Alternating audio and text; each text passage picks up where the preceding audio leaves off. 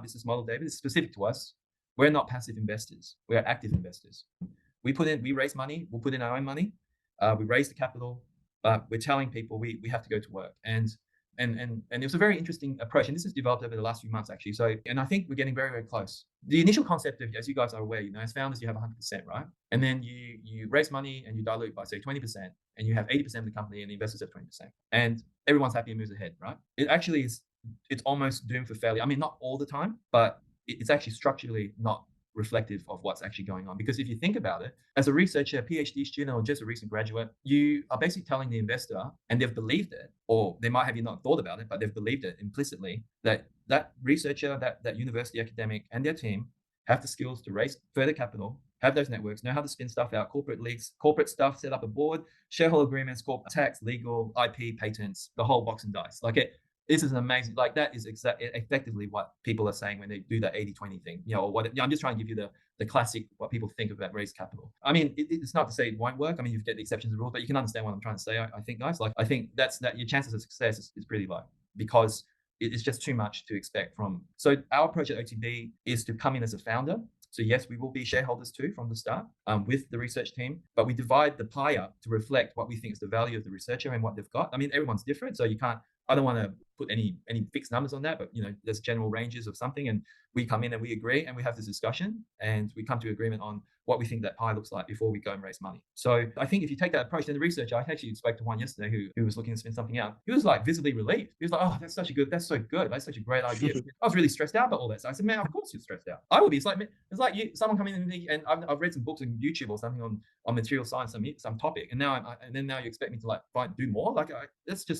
That's not possible, and how can you replicate all those years of experience in that if you don't do this? And I think if that's in people's mind and they understand, it's not trying to take advantage of the situation. It's just saying, look, we need to make sure that we understand what we're dealing with, and then we raise the money. We've probably got the money. You can understand from that approach, the chances of success are probably high, because the researcher can just focus on what they're meant, on the things they're good at. We can do our thing, and then when it comes time to raise the next round of money, our job is to make sure that we basically already got that ready to go, just waiting for the research to get to that point. But that's our job. That's our role in the company. So just follow up there. So that totally makes sense to me in terms of, you have your certain skill set and expertise, and a researcher would have their certain skill set and expertise. One area where I see a potential gap is when you expand the team, when you find new researchers and et cetera. Maybe that's all within that same lab, for example, but I just wanted to see, from previous experiences, how do you figure out, when and how to find those, that talent, right? From the material science perspective, or as you're scaling up process engineers, manufacturing engineers, R&D, et cetera, how are you able to acquire that talent and know that they're the right fit for this new company? Well, it's actually, Kyle's a great person to ask for this, because we actually, without having to give away the whole box and dice, Kyle, but just generally speaking, in terms of what Puneet is asking, we're investing, so this is not our area of expertise, because it's so niche, these things are generally really specialized in niche. How are we going to find people? Ring up a website or something, or ring up a headhunter? It's that's not going to happen. It is certainly within the community, right? Within that little community of the lab. You're right. This type of things, but we would be looking to the researcher to be able to put forward a team of people. Remember, this optimization. We're not talking about commercial scale. We're just trying to get out of the lab, right? But we would be going to people like Kyle saying, look, give us your budget and your plan, and in your budget and plan, you would have to have certain roles of people that are going to be involved in the spin out. Yeah, essentially from the material science, researcher side, essentially you need to figure out what you already have, and then figure out what you definitely need and don't have. And that's when you are going to have to start, like how we said, in your network. Hopefully you've built up a network. You can start leveraging contacts. Maybe you don't have the right person, but you might know somebody who does, or know somebody who knows somebody who knows somebody who does. And that's enough, because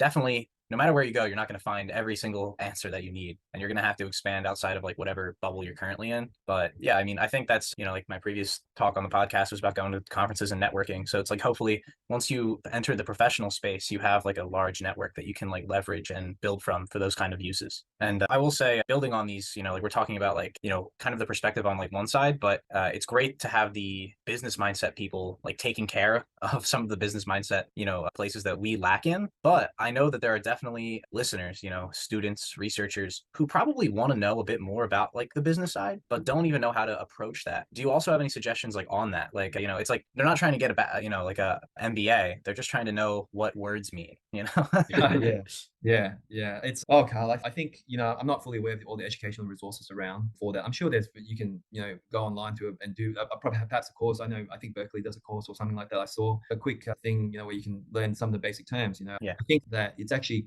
there's lots of cases online if you want to look at example cases. Of how certain things develop. And I'm an avid podcast listener, right, for myself, and obviously we all are here. There's some great podcasts on this topic.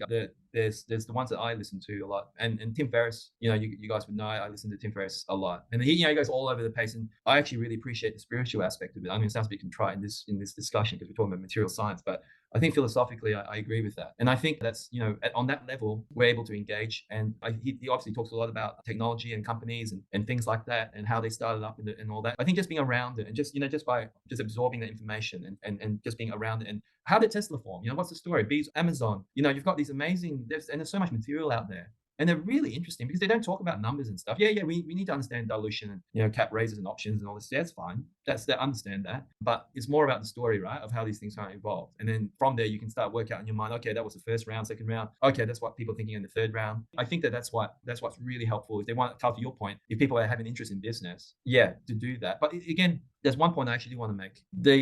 The topic of this, of our discussion today, I'd love to see what titles you guys come up with. But I think that this idea that investing or investors and research or projects, these mutually exclusive concepts, and sometimes they meet, right? Sometimes you get that chemistry and you do something. But if you think about it, if we want to actually do stuff in the real world, and people listening to this podcast in their own vertical, in their own area of expertise, they can actually, if they get it out and they can find that way to do that, it actually changes the world in iterations. You know what I mean? You don't have that opportunity in life very often to do that stuff, and researchers do. Like you really do. So I actually think that relationship between the research and the investors is actually very, very close. And I think that they actually need to coexist. We shouldn't be thinking about investing and research as two separate topics. It's actually the same. And I think investors need to do the work to understand the research and vice versa. But without this, it won't see the light of day. And isn't that a shame? Because we know on the percentages, like I just mentioned, how many don't get disclosed for reasons. Of the ones that somehow people like me find, how many are not being talked about?